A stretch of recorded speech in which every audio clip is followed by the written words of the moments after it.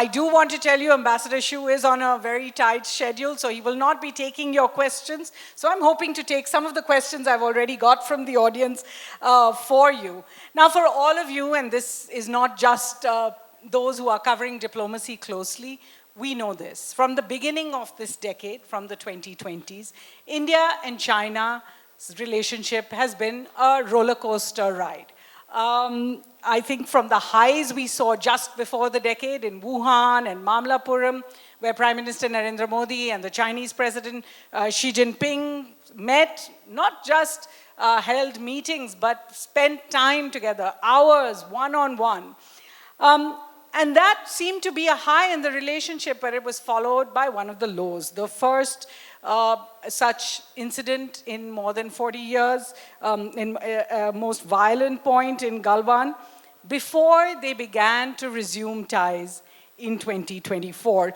So we want to speak on this session about what's happening now.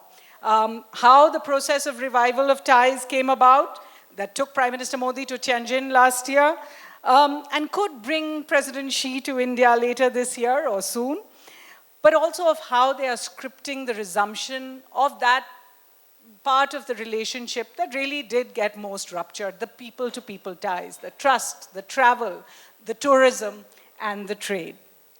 Our guest is Ambassador Xu, and thank you so much for speaking. I know that you don't come out often and take questions, so it's a particular privilege for the Hindu that you have come here. I want to start with how you arrived in India in May 2024. We were just about to have elections, and relations still were extremely strained. Did you know already that the process was going to start, and who took the first step?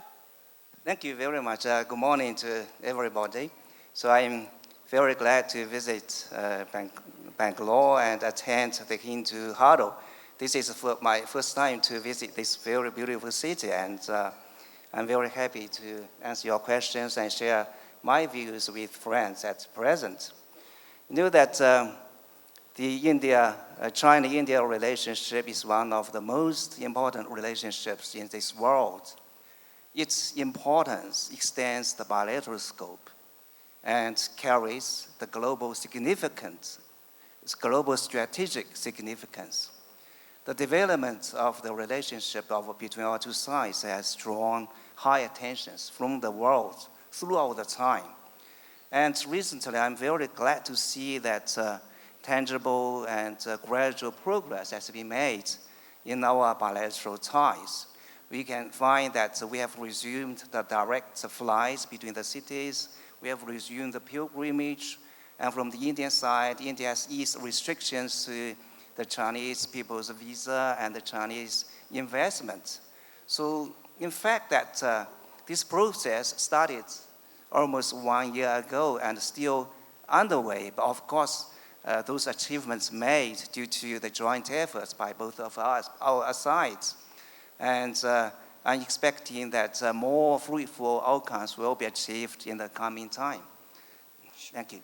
Sure, and it is necessary also to look at what happened in the past in a way to make sure perhaps it doesn't again. You know, in the Hindu, a few days ago, former Indian ambassador to China, Ashok Kanta, wrote a piece talking about how some of the gains of the past, some of the trust of the India-China relationship of the past had been forged in agreements.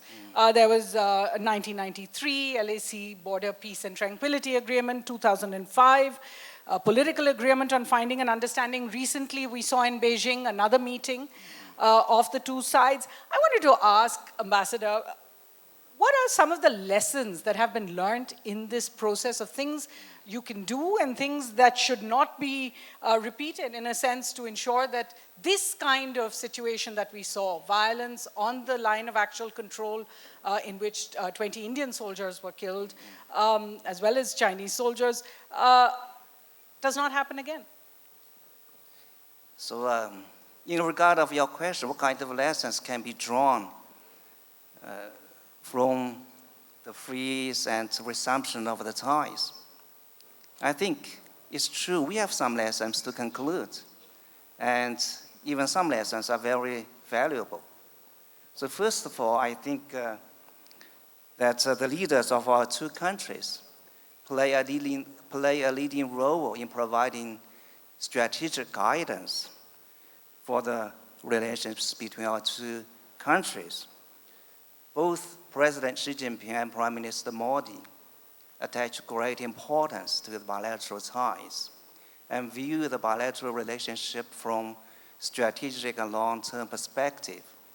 Since 2020, they had maintained multiple interactions with each other. And both of them, and the most important two meetings were respectively held in Kazan in 2024, Russia, and in Tianjin 2025 in China. And they agreed that a stable and healthy relationship between China and India will not only serve the interests of our two countries, but benefit the peace and prosperity of this region. So, according to the consensus of the leaders, the diplomatic teams of our two sides have been working very hard to step up cooperation and communication to advance the implementation of the common understanding of the two leaders. So just now, at the very beginning, I just mentioned the progress they have made. This is the progress they have made and has been witnessed by us. So I would say that the leaders has played led the country, led the relations of our two countries from a reset, from a fresh start to a new level of improvement. And the second lesson, I would say that the correct mutual perception has given us a clear positioning in our respective diplomacy. You know that the two leaders just agreed China and India are cooperation partners, not rivals, are development opportunities, not threats. This is a very important orientation of the relations of the two countries. You know that China and India are the only two countries in the world with a pure population more than 1.4 billion people. And both of us are major emerging economies with broad prospects for development. So these similarities just tell us we should expand our common grounds and narrow differences to avoid misunderstanding and misjudgment. We should find ways to get well along with each other. So in fact that we have been doing in this way and have been benefited from it. Just like an Indian proverb says that help your brother's boat across, your own will reach the shore. In China, we have a similar saying that those help others will receive helps in return. So the wisdom of the ancient philosophy injects new momentum into the development of the relations. And also have the third, that experience, I just want to say that an objective view toward the differences has been taken by our two sides. China and India has more than 2,000 years of history of exchanges. But you can find out that the twists turns were only a very short episode in the history. And the friendly exchanges remain the defining feature in the relations. I still remember last year when what Prime Minister Modi said when he was interviewed by podcast. He just pointed out that the differences between India and China are as natural as in a family. Our focus is to prevent these differences from escalating into disputes. So the Prime Minister took this very wise view from historic and strategic perspective.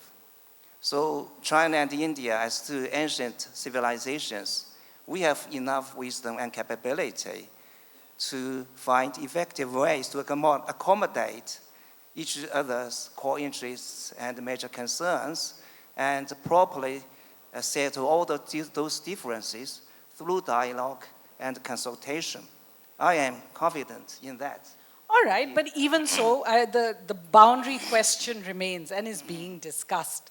The truth is this was no ordinary incident that we saw, and therefore now we see a much quicker pace of the boundary talks that are going on right now. Do we see some light at the end of that tunnel? You know, we heard from External Affairs Minister Jaishankar say, including in an interview to the Hindu, that we don't know why what happened in 2020 happened, why the PLA, he said, behaved the way it did. And of course, on the Chinese side, there are questions about what the Indian side was doing. I come back to that. Do you see light when it comes to the boundary question?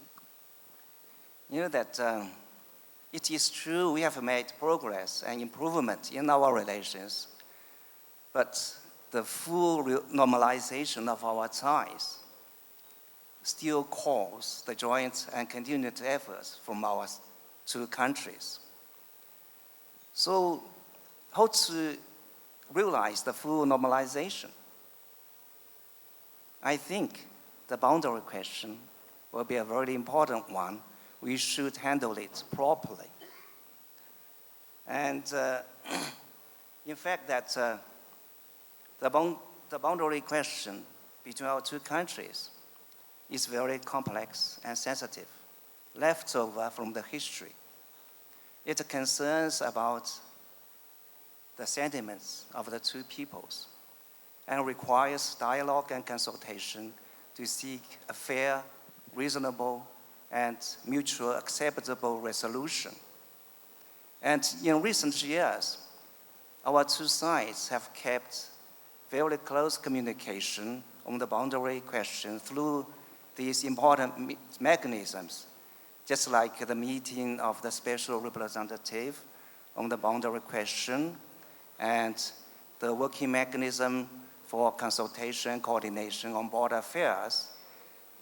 And I still remember that last August, Chinese Foreign Minister Mr. Wang Yi paid a visit to India and co-chaired with His Excellency the National Security Advisor, Ms. Doval, the 24th meeting of the SR.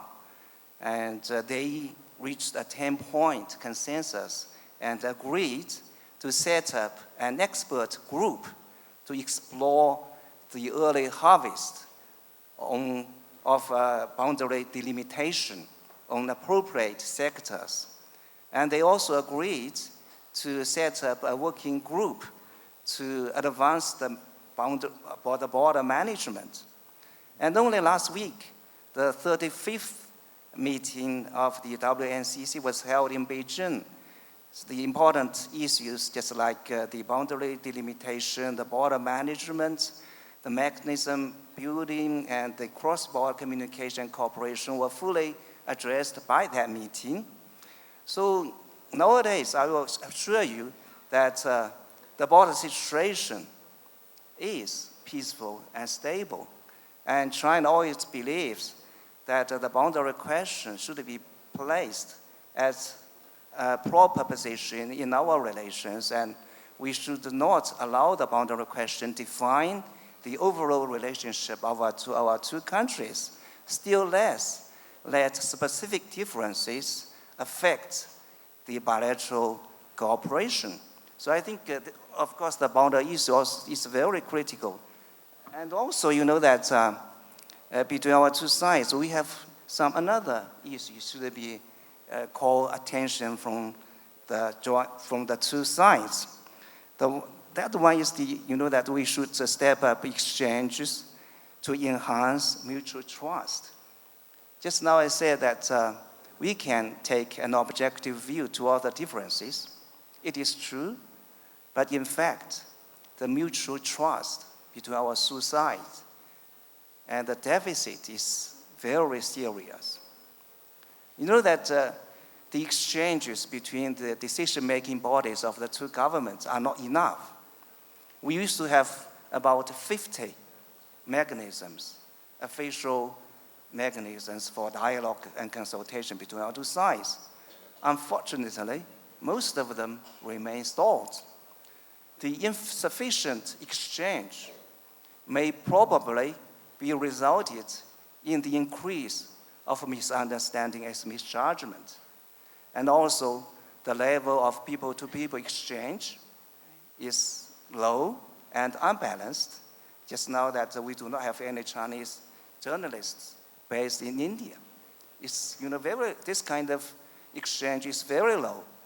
So it will be, detrimental to enhancing the mutual understanding and friendship between our two sides. China is ready to resume all the exchanges with India in various fields and at various levels. So as to, increase our standings. And I'm sure that the more exchange we have, the better we understand each other, the stronger the mutual trust and will grow. So it's a very good way, in fact. No, I'm glad you brought that up, Ambassador, because the mutual trust, as you said, means bringing back these mechanisms. Now, in the last year, since you've certainly been here, we've seen the resumption of travel.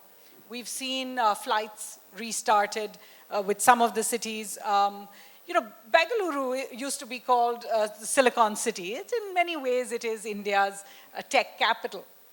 And there's a question that we constantly hear from businessmen here, but also businessmen in China, Indian businessmen you would have heard, about what we call non-tariff barriers, the idea that there are restrictions on Chinese exports of certain things like rare earths.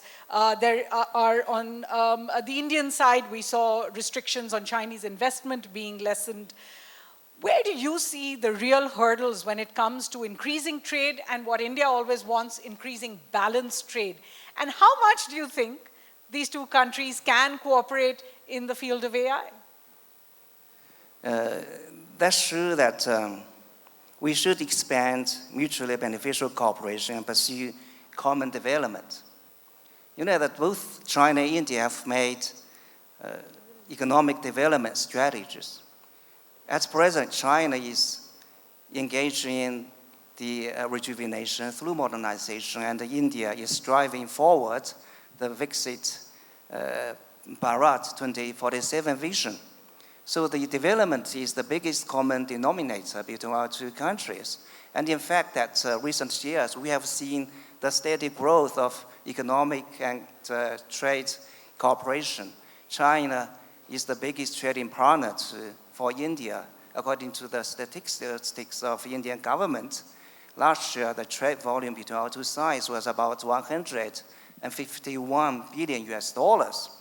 So I would say that there is a very strong potentiality to strengthen our cooperation in the trade and economic field. Just now you raised the issue about the limits on each side. But in fact, I would say that for Chinese side, we encourage the Indian friends to go to China to expand its cooperation with Chinese partners. We welcome Indian friends to go to attend the Shanghai Import Expo to promote your products, and go to Kunming to attend the China South Asia Expo to promote, to strengthen your ties with the Chinese counterparts. And I'm very happy to see that gradually Indian side has eased the restrictions on the Chinese investment. We have changed a little bit on the PN3. But frankly speaking, it's still a part, that optimization. Sure. Not a complete rational. And we've also seen, yes. when you said, visit, we've also seen the resumption of the Kailash Mansarovar Yatra. I want to quickly segue to some more multilateral issues, because of course India and China are part of BRICS, they're part of SCO. Recently, US Secretary of Defense Pete Hegseth said in Shangri-La, we need more ships, less Shangri-La. In a sense, he was saying that you need to have less of these, coalitions that don't do much more than conversation. Can BRICS actually come together later this year with some kind of a cohesive agenda, particularly given, every other session has spoken about the war in Iran and how it has really disrupted global trade. Would President Xi Jinping be coming to India later this year for the BRICS summit? you just put the 4 important organizations in the same box. It's a little bit difficult for me to answer. You know that this year marks the 20th anniversary of the establishment of the BRICS. Over the 20 years, it has evolved from a 4-member group into the greater BRICS. Now its member states has contributed more than 40% of the global economic growth. And according to the IMF data, if measured by the PPP, the purchasing power parity, the combined economic output of the BRICS has surpassed that of G7. So in these terms, that BRICS is not only an important platform for the emerging countries, but also a very important key driver for global governance reform. And also this year marks the 25th anniversary of the SCO. Originally it was called as Shanghai 5. Now it has become a comprehensive regional organization. And its population accounts for about 40% of the global total. And its GDP accounts for about 25% of the global GDP. It's also a very important organization in maintaining the regional security and promoting the regional cooperation. And the BRICS, you know that and the SCO serve as vital platforms for developing countries to strengthen solidarity and cooperation, to participate in the global governance. The vigorous evolvement of the BRICS and the SCO reflects the profound change of the global power